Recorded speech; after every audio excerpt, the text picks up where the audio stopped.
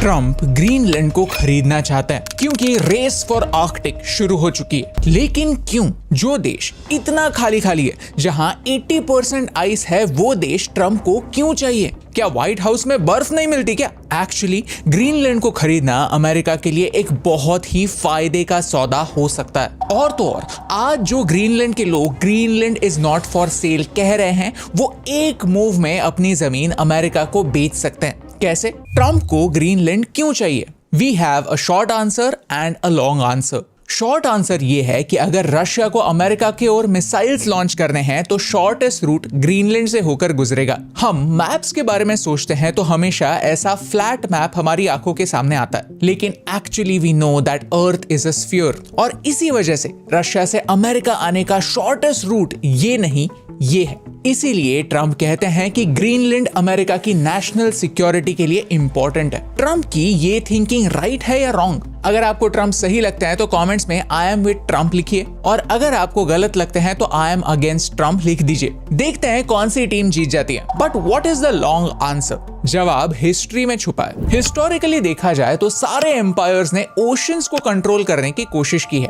The one who controls the oceans controls the world. Pacific ocean, Indian ocean, Atlantic ocean, सारे बड़े oceans को control करना एक strategic advantage देता है, और आर्कटिक ओशन पर कंप्लीटली रशिया कंट्रोल करता है। आज नॉर्थ पोल पर कनाडा का कंट्रोल है, रशिया का कंट्रोल है, ग्रीनलैंड का भी थोड़ा बहुत कंट्रोल है, लेकिन अमेरिका का कोई कंट्रोल नहीं। रशिया की मदद से चाइना आइस सिल्क रूट बनाना चाहता है, जिससे वो यूरोप तक डायरेक्टली पहुंच पाए। ट्रंप ये इक्वेशन बदलना चाहता है। Enter the race for Arctic.